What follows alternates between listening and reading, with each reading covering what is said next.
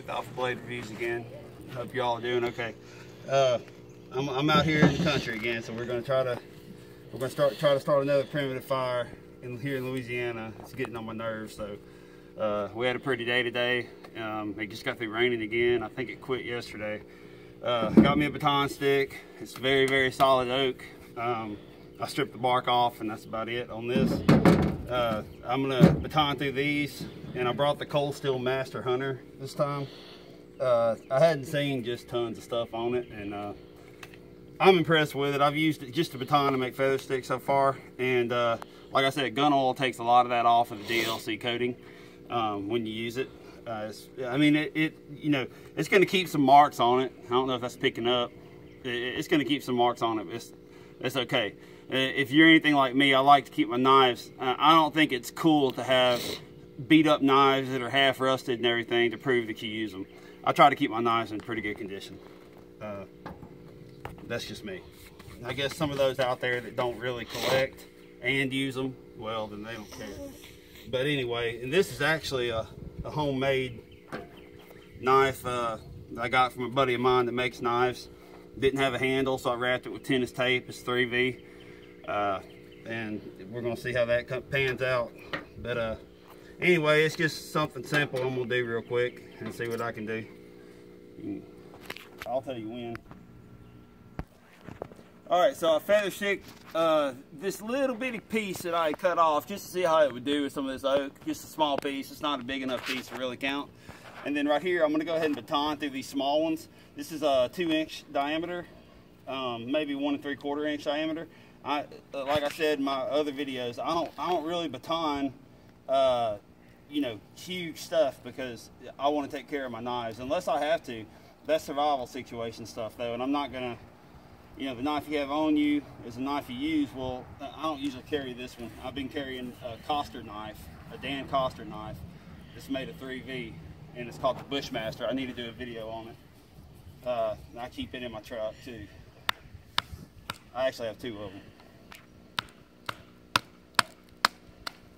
All right, so just, this wood's, I don't know if that's really solid enough. I can get it on the edge right here. I'm just trying to keep it straight, guys. This is all only for feather sticks. I'm gonna take this other little piece. It looks like it's half dead from all the water, and it still has some water in it. But you can hear the squeak when you first start. And I mean, I'm batoning on this. I'm not batoning super hard, but now this stick makes it look like it's easy because this is actually pretty sturdy and hardwood. And then if I had a lighter stick, is what I'm trying to say, I don't think that it would go through as easy. Banging on that tip isn't real sharp, thick.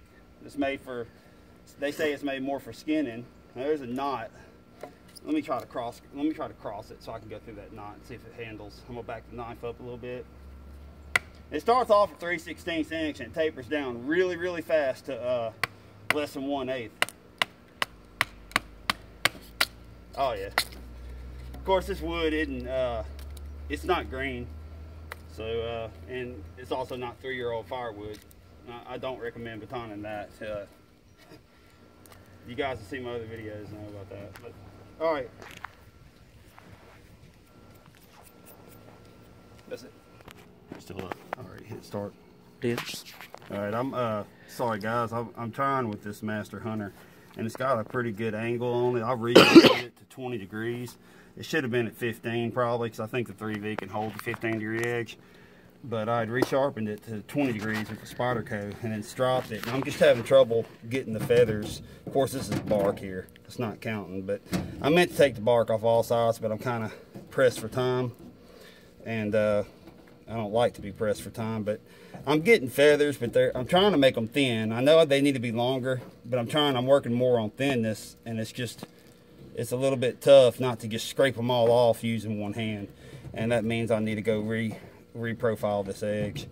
Usually I don't go this high with the blade either. And a lot of these feathers that I'm making, you know, they're not quite see-through. So I'm not sure how good that's gonna do. But this is 3V, y'all. I mean, you think of it kind of like toughness being rubber. You know, the knife may bend or misshape itself through a knot, but when you pull it out, it's going to stay true. Okay, that's the benefit of 3V. It's not the highest edge holding steel out there. It's not like M4, you know, or M390 or anything, but it's a lot less brittle, so it makes a good outdoor knife. So anyway, we're gonna start with these, and I'll see you in a minute on the ground.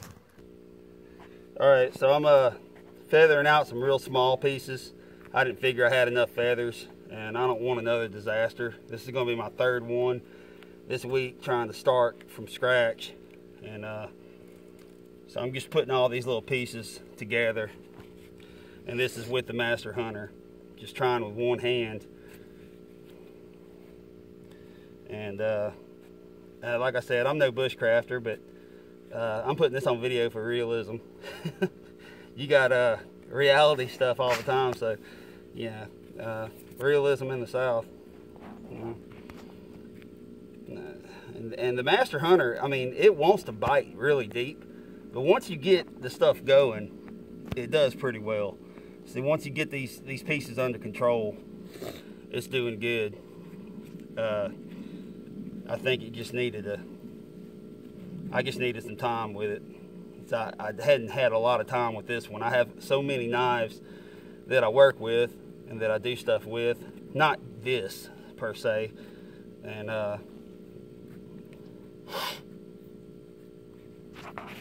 it's not deer season, so I'm really not using them as much. But I always carry a different knife because I have so many. So anyway, okay. Come on. Definitely a 90-degree spine. Okay, we're getting something started here. Let the air get to it. Hopefully it won't be too windy. Last time it was real windy. That's all you have on the knife. Like I said, gun oil gets this off pretty good with the DLC coating, because I already know it. Don't stick it in gravelly stuff. Even though it's 3V, you can still get chips in it. It's a lot of rocks in this sandy dirt. So yeah, it's the same fire steel I tried with my last video. I just scraped off some of the black on the part that wasn't warped and used it, and I'm getting much better. You know, a lot of guys say, well, I'll never use the back of my knife to start a fire with a ferro rod. Well, I can see where the back of a knife comes in a lot handier than a little bitty thing like this, and it also cramps your hand up a lot less. The aftermath of not being careful. I had to take that glove off to be able to handle this because it's so small. I have bigger fire steels, but that's the one I keep in my truck, so it's, you know, kind of like that's what I'm going to use. Try to get some of this other wood across it, smother it. We got some more feathers over here. It's actually catching better than I thought. Come on. I started getting to the heart of some of these limbs and some of the middle of the oak, and turned a little darker. It looked better. But anyway, let's see how fast those feathers to catch. Oh, there's some fine feathers there. Nice. I'll leave that there. Now, if I wanted to build a bigger fire, you know, I would just break these, or, you know, I mean, you can always. I'm gonna go ahead and just scrape this off. And this is still hard wood. I mean, I'm giving it some pressure. But this is 3V. I wish I had a piece of paper on me. It'd be nice to go ahead and show that. But see, you can just scrape that off here in the South, and well, here in the South, I keep saying that. But there's a lot of ways. I'm just glad I finally got one started without the use of cotton. I don't know if that's really cheating, but I keep cotton in my truck too.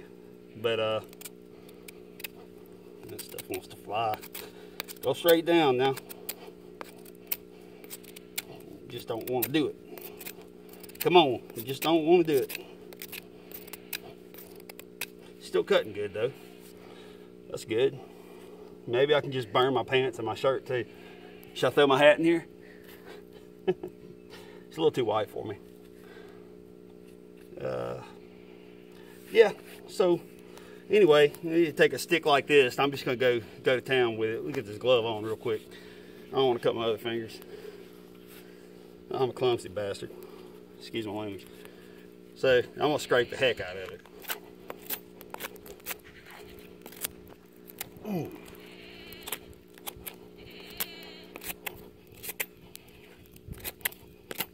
Got that knot there at the end. Get through it. Like I said, it does depend on blade geometry and your edge and all that. And you know what I'm trying to do. So, yeah. There's your spear. Cuts pretty quick. I mean, that's some hard, dried out wood. Well, I don't know how dried out it is, but it's hard. It's old wood. I know that those limbs have been down for a while, so I know it had time to dry out, even though it may have a little moisture in it now, but not as much as it did. I actually have a fire now, so I'm pretty happy with that.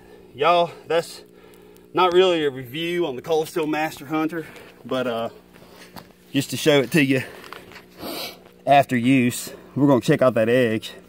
Now, I didn't do any chopping because this isn't a chopping knife to me with a 4.5 inch edge. Is that picking up that sunlight? So you turn it towards the light and you look for any glistening parts. I don't see any. Maybe, no, that was my glove. And then here's the other side. And you can see the scratches along the edge, but I don't see anything folded and I don't see any chips. And what I could do is run it across my thumbnail. That's smooth. I mean, it just barely cut across my thumbnail. It's almost as smooth. It needs stropping, but it's almost as smooth as if you were to take a medium and a fine grit on a Spyderco or on a stone and went through it. But anyway, thanks for watching, y'all, and subscribe if you like. God bless.